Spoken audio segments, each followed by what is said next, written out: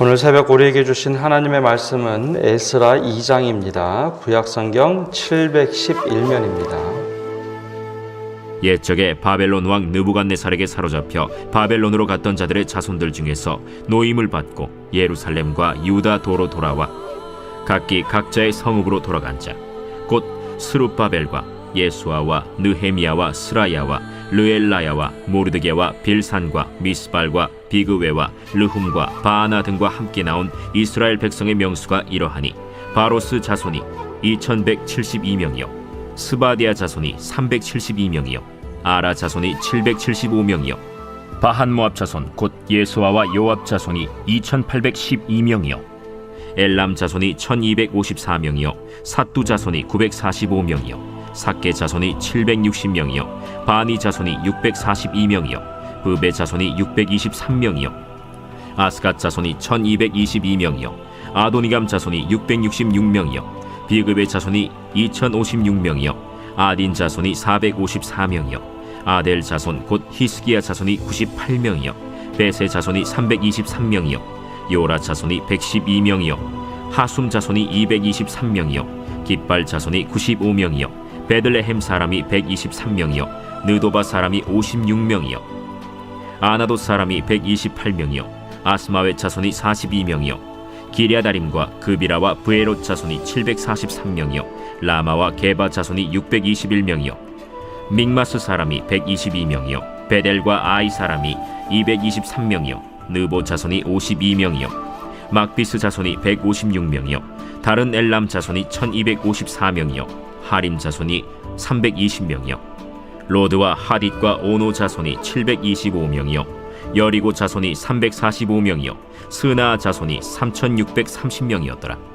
제사장들은 예수아의 집 여다야 자손이 973명이요 임멜 자손이 1052명이요 바스훌 자손이 1247명이요 하림 자손이 1017명이었더라. 레위 사람은 호다위야 자손 곧 예수아와 간미엘 자손이 74명이요 노래하는 자들은 아삽 자손이 128명이요 문지기의 자손들은 살룸과 아델과 달문과 악국과 하디다와 소베 자손이 모두 139명이었더라. 느디님 사람들은 시하 자손과 하수바 자손과 답바옷 자손과 게로스 자손과 시야하 자손과 바돈 자손과 르바나 자손과 하가바 자손과 악굽 자손과 하갑 자손과 사물레 자손과 하난 자손과 깃델 자손과 가할 자손과 르아야 자손과 르신 자손과 느고다 자손과 갓삼 자손과 우사 자손과 바세야 자손과 베세 자손과 아스나 자손과 무우님 자손과 느부신 자손과 박북 자손과 하그바 자손과 할훌 자손과 바슬룻 자손과 무히다 자손과 하르사 자손과 바르고스 자손과 시스라 자손과 데마 자손과 느시아 자손과 하디바 자손이었더라. 솔로몬의 신하의 자손은 소대 자손과 하소베렛 자손과 브루다 자손과 야알라 자손과 다르곤 자손과 깃델 자손과 스바디아 자손과 하딜 자손과 보게렛 하스바인 자손과 아미 자손이니 모든 느디님 사람과 솔로몬의 신하의 자손이 392명이었더라. 델멜라와 델하르사와 그룹과 아단과 임멜에서 올라온 자가 있으나 그들의 조상이 가문과 선조가 이스라엘에 속하였는지 밝힐 수 없었더라. 그들은 들라야 자손과 도비야 자손과 느고다 자손이라 모두 652명이요 제사장 중에는 하바야 자손과 학고스 자손과 바르실레 자손이니 바르실레는 길르앗 사람 바르실레의 딸 중에 한 사람을 아내로 삼고 바르실레의 이름을 따른 자라.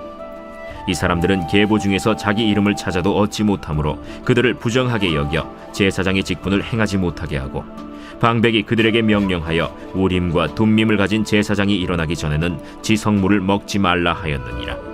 온 회중의 합계가 42,360명이요 그 외에 남종과 여종이 7,337명이요 노래하는 남녀가 200명이요 말이 736이요 노새가 245요 낙타가 435요 나귀가 6,720이었더라. 어떤 족장들이 예루살렘에 있는 여호와의 성전터에 이르러 하나님의 전을 그곳에 다시 건축하려고 예물을 기쁘게 드리되 힘자라는 대로 공사하는 금고에 드리니 금이 6만 1,000다리기요 은이 5,000만에요 제사장의 옷이 100벌이었더라. 이에 제사장들과 레위 사람들과 백성 몇과 노래하는 자들과 문지기들과 느디님 사람들이 각자의 성읍에 살았고 이스라엘 무리도 각자의 성읍에 살았더라. 오늘도 주님의 은혜가 우리 가운데 함께하기를 소망합니다. 오늘 말씀은 인생의 가장 어려운 시절, 우리가 기도해도 아무것도 이루어지지 않을 때, 또 혹은 경제적으로 신앙이 완전히 무너져 버렸을 때 하나님께서 이스라엘 백성에게 들려주셨던 말씀입니다. 이것은 단지 개인의 문제가 아니라 공동체도 마찬가지입니다. 아무리 기도를 해도 이루어지지 않고 경제적으로 또 압제를 당하거나 또 여러 형편 속에서 한 세대가 가고 두 세대가 가도 이게 소망의 기미가 없다라고 생각됐을 때 들려주셨던 말씀이 바로 에스라와 느헤미야 말씀입니다. 에스라와 느헤미야는 원래 본디 하나의 성경입니다.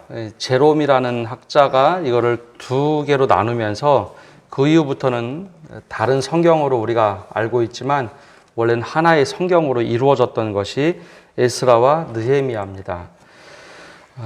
당시 배경을 좀 살펴보면 북이스라엘은 주전 722년에 망하고 남유다는 바벨론에 의해서 586년에 망합니다. 약 두 나라가 망했던 기간의 어간을 보면 약 40년 정도 차이가 나는데 그 기간 동안에 남유다 사람들은 북이스라엘이 무너지는 것을 보면서도 크게 준비가 되지 않은 상태에서 설마 우리까지 망하리라 라는 생각을 하게 됩니다.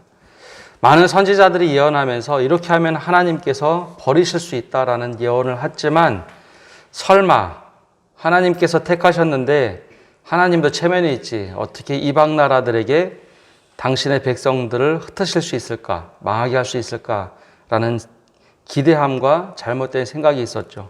근데 실제로 나라가 망했습니다. 왕들이 포로로 잡혀가고 자신들도 포로로 잡혀가는 상황에 놓였죠. 처음에 바벨론의 포로로 잡혀갔습니다. 바벨론이 영원할 것 같았는데 그 나라도 얼마 되지 않아서 페르시아에게 망하게 됩니다. 그리고 나서 오늘 말씀은 실제로 페르시아 왕 고레스 왕 때에 일어났던 일입니다. 나라가 망하고 포로로 끌려갔으면 하나님께서 어떤 일을 하실까 기대할 수 있을까요? 포로로 끌려간 사람들도 어려웠고 남아있던 사람들도 어려웠습니다. 예루살렘에 남아있던 사람은 성전이 무너지는 것을 직접 보게 되죠. 구약시대는 성전 예배 중심입니다. 근데 하나님의 집이 무너졌다. 이것은 더욱더 충격을 받던 상황입니다. 이제는 끝났다. 또 반대로 포로로 끌려갔던 사람들은 과연 우리가 돌아갈 수 있을까? 애굽의 종으로 살았던 사람들이 출애굽 시대에 다시 돌아왔다는 것은 알지만 당시 세계관은 신들과 신들의 전쟁에서 우리가 믿던 여호와 하나님이 졌는데 과연 바벨론의 바로둑 신으로부터 우리가 해방될 수 있을까? 두려움이 몰려오던 시대에 하나님께서 독특하게 역사하기 시작합니다. 근데 하나님께서 역사하셨던 방법 중에 하나는 남은 자들, 즉 믿음을 지켰던 남은 자들을 통해서 하나님께서 역사하십니다. 이 남은 자들이라고 하는 것은 그들이 믿음을 지켰다라고 하는 것은 내가 이런 믿음을 가지고 있습니다. 막 사방에 알리고 떵떵거리고 사는 것이 아니라 내가 일상에서 아주 사소한 것까지도 내가 믿음으로 살겠다라고 고백하며 살았던 사람들을 말합니다. 아무도 여호와 신앙을 지킬 수 없는 구조를 만들어 놨을 때 매일매일 삶 속에서 사소한 것 하나도 하나님께 묻고 하나님께 기도했던 사람들, 마치 다니엘과 같은 사람들, 또 후에 나왔던 에스더와 같은 사람들, 내가 절대 신앙이 가지고 있다고 표현하지 못할 때 그때 하나님 뜻대로 살아가려고 부단히 노력했던 사람들의 기도를 하나님께서 들으시기 시작합니다. 그리고 하나님께서 역사하셔서 제일 먼저 하신 것은 우리가 어제 말씀 본 것처럼 고레스 왕, 즉 바사의 고레스 왕을 감동시키셨다라는 겁니다. 그의 마음을 흔들기 시작하셨다. 고레스 왕은 이스라엘 왕이 아닙니다. 하나님께서 역사를 주관하시기 때문에 기독교인만의 하나님도 아니고 유대인만의 하나님도 아닙니다. 세상을 창조하신 하나님께서 하나님의 역사를 이루어 가실 때는 때로는 이방의 왕들도 사용하시고 우리가 전혀 예상치 못했던 적들도 사용하시고 그러면서 하나님께서 하나님의 일을 서서히 해가십니다. 바로 이때 하나님께서 고레스 왕 통해서 칙령을 내리게 하죠. 이 바벨론이라는 나라는 서로 포로를 끌어가고 볼모로 잡아서 나라를 다스리는 나라였다면 페르시아 즉 바사라는 나라는 조금 탕평책을 쓰는 너그러움을 보여주는 그런 나라들이었습니다. 그래서 그 제국은 각 고유 민족들에게 너희들의 신전을 지어라. 그리고 우리가 얼마나 강력한지 너희들은 신전을 짓고 우리에게 조공을 바쳐라 라는 정책을 씁니다. 더 막강하다라는 것이죠. 그래서 이스라엘 백성들이 어제 말씀처럼 이제 고향으로 돌아가는 진영을 꾸리게 됩니다. 그리고 오늘 말씀에는 그 명단이 등장을 합니다. 어제 말씀 마지막 절에 보면은 그것을 전체적으로 지도했던 사람은 세스바살이었습니다. 세스바살이 유대 총독으로 관할하던 사람으로 모든 사람들을 모으고 고향으로 돌아갈 사람들을 찾게 되죠. 그리고 오늘 말씀에 이제 고향으로 돌아가는 사람들의 명단이 나오는데 이 명단은 느헤미야의 7장에 나오는 명단과 같습니다. 이것이 이제 신학자들과 또 말씀을 읽는 사람들이 어려운 것인데요. 에스라 말씀과 이 느헤미야 3차 귀환할 때의 기간은 70년이 넘습니다. 약 100년 정도 됩니다. 명단이 절대 같을 수가 없는데 이 명단이 똑같습니다. 그래서 이거 이제 잘못 읽으면 이 잘못된 명단을 쓴 것 아닌가, 혹시 허구적인 이야기가 아닌가 하는데 이 말씀을 기록했던 에스라 느헤미야는 좀 다른 의미가 있습니다. 성전 재건한다는 것은 시대에 따라서 사람들이 바뀌고 하는 것이 아니라 신학적인 의미를 부여한 겁니다. 그 후에 잠깐이라는 한마디 6장에 나오는데 약 70년 어간이 지난 것을 그 후에라고 하는 표현들을 씁니다. 그러니까 시간의 개념이 아니고 하나님께서 성전을 어떻게 재건하며 만들어 가셨는가, 그런 입장에서 오늘 이 명단이 나옵니다. 또 오늘 이 명단에 그럼 어떤 사람들이 과연 고향으로 돌아갔는가? 만약에 우리에게도 똑같은 이런 일이 일어난다면 고향으로 돌아가는 것이 첫 번째 쉬웠을까? 이 기간은 약 60년에서 70년 정도 되는 기간입니다. 포로로 끌려간 지 60년, 70년. 요즘도 그렇지만 60년, 70년은 두 세대가 지나가는 시기입니다. 그러니까 아주 어렸을 때 끌려간 사람은 이제 중장년, 이제 장년, 노년에 들어설 테고, 나이가 있어서 끌려간 사람들, 30, 50대, 60대 끌려간 사람들은 이미 1세대, 2세대는 다 세상을 떠난 상황이죠.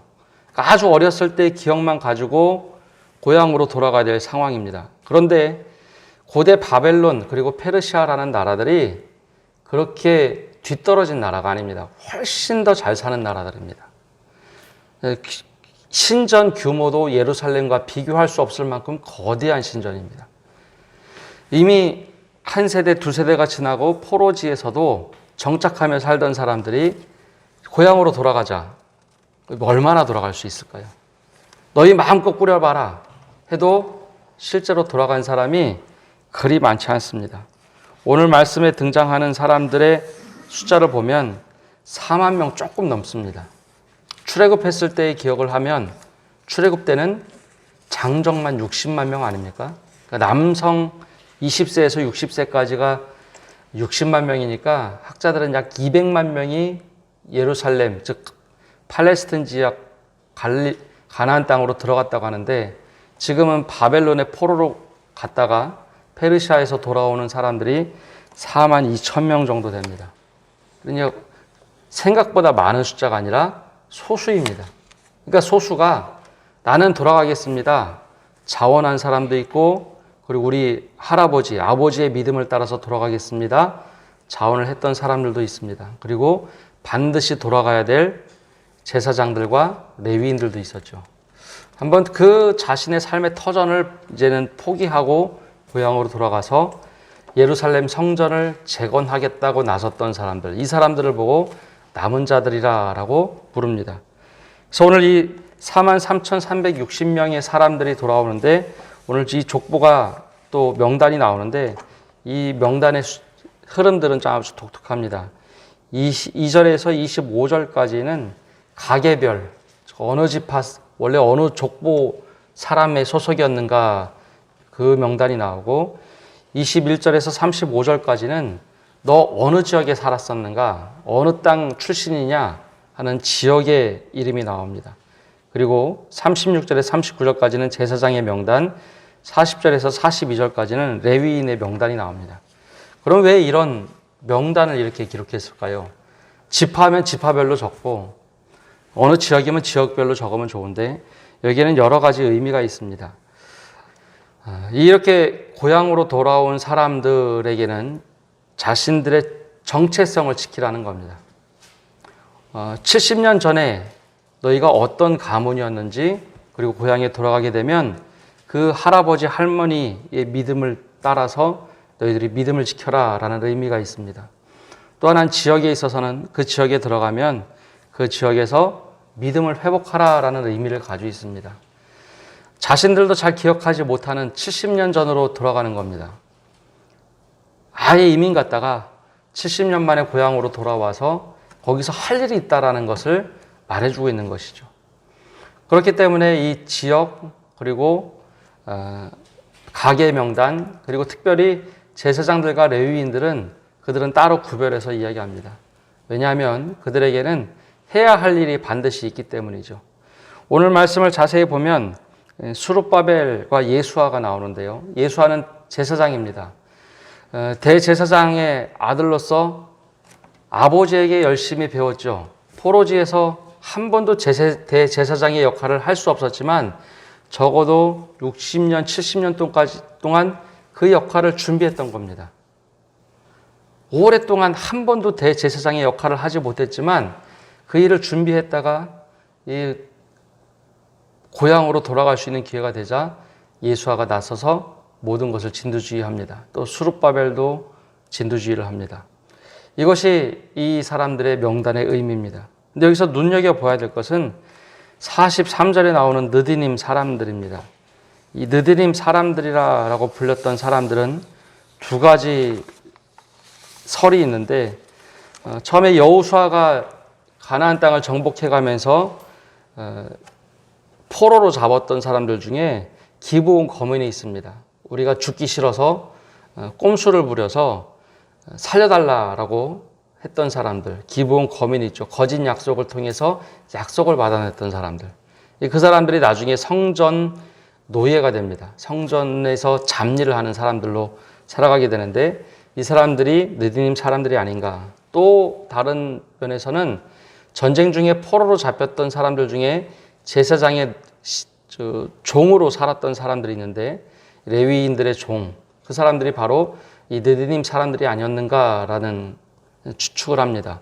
근데 이 느디님 사람들이 어떤 의미를 가지고 있느냐면 이 사람들은 유대인들이 아닙니다. 남유다 사람들이 아니라 포로로 잡혀갈 때 같이 노예로 있다가 끌려갔던 사람들입니다. 그런데 그 노예들이 어찌된 일인지 신앙을 갖게 됐습니다. 하나님 믿는 것이 좋다라는 것이 어떤 의미인지 노예로 살던 사람들이 하나님의 신앙을, 여호와 신앙을 가졌어요. 그래서 포로지에 끌려갔다가 돌아올 때 우리도 성전의 노예로 사는 것도 괜찮습니다. 성전에 다시 와서 우리가 노예로 살면서 성전에서 하나님께 예배드릴 수 있는 것조차 괜찮겠습니다. 바벨론의 포로지에 있는 것보다 하나님의 전에 들어가는 것이 더 좋겠습니다. 자원을 해서 느디님 사람들이 고향으로 돌아올 때 자신들의 고향도 아니지만 이곳을 선택을 하고 돌아옵니다. 그래서 오늘 느디님 사람들의 명단이 생각보다 꽤 많은 숫자가 들어옵니다. 우리 시대로 말하면 이것을 곧 우리에게 적용해 보면 요즘에는 느디님 사람들과 같은 믿음이 더 필요하지 않을까라는 생각을 합니다. 사실 이 사람들은 드러나 보이지도 않고 유대인들 안에서도 그렇게 환대를 받던 사람들은 아닙니다. 노예로서 너희들은 성전의 노예로 그냥 일하면서 살아라. 그렇게 드러나지 않았던 사람임에도 불구하고 자신들이 고향으로 돌아갈 때 화려한 페르시아 그 지역에 사는 것이 아니라 우리가 노예로 살았음에도 불구하고 하나님이 얼마나 선하신지 알기 때문에 우리도 함께 가겠습니다. 그래서 그 사람들이 선택을 하고 함께 돌아와 성전 재건하는 데 동참을 합니다. 바로 이러한 믿음이 정말 귀한 믿음이 아닐까라는 생각을 합니다. 우리에게는 사실 이 명단이 참 낯선 명단이고 어려운 명단입니다. 굳이 뭐 이런 것을 읽을 필요가 있고 묵상할 필요가 있는가. 근데 여기에 담겨 있는 의미들을 보면 굳이 이 명단을 다 일일이 열거하면서 어떤 정체성을 갖고 살도록 했는지 이것을 우리들에게 보여주고 있습니다. 우리의 믿음이 바로 이러한 말씀 뒤에 가려져 있는 이 의미를 찾고 또 이 말씀대로 살아가는 것, 이것이 바로 진정한 믿음입니다. 오늘 우리는 어떤 믿음과 색깔을 가지고 살아가고 있는지 우리에게 스스로 물어보고, 하나님, 그럼에도 불구하고 제가 이 믿음을 지켜 살겠습니다, 다짐하며 고백하는 모든 성도들 되시기를 바랍니다. 기도하겠습니다. 하나님, 오늘도 저희가 주님 앞에 나와 기도하며 나갑니다. 주님께서 이스라엘 백성들을 정말 아무것도 아니고 나라도 망하고 종되었던 그들을 다시 한번 두 번째 출애굽을 하도록 인도하시며 바벨론으로부터 그리고 바사로부터 다시 고향으로 돌아가게 하셨던 여정의 말씀을 봅니다. 우리가 이 말씀을 통해 깨달아야 할 것들을 깨닫게 하여 주시고 배워야 할 것들을 배우게 하여 주시고 주님의 말씀대로 산다는 것이 또 주님의 뜻대로 산다는 것이 어떤 것인지 헤아려 알게 하여 주옵소서. 그래요, 믿음을 하루하루 지키며 살아가게 하여 주시고 남은 자가 되어서 주님 앞에서 신실한 믿음을 갖고 살아가는 저희를 되게 하여 주옵소서. 특별히 느디님과 같은 사람들이 되어서 보이지 않아도, 하나님 드러나지 않아도 하나님께서 얼마나 나에게 신실하신 하나님이신가, 하나님이 얼마나 좋으신지 그 고백을 가지고 내가 노예로라도 좋습니다, 주님 전에 있겠습니다, 고백하며 돌아왔던 그 신앙을 갖도록 은혜를 내려 주옵소서. 오늘 한 날도 주님 안에 거하는 복된 한 날이 되게 해주시고 주님께서 우리의 삶을 인도하여 주옵소서. 예수님의 이름으로 기도합니다. 아멘.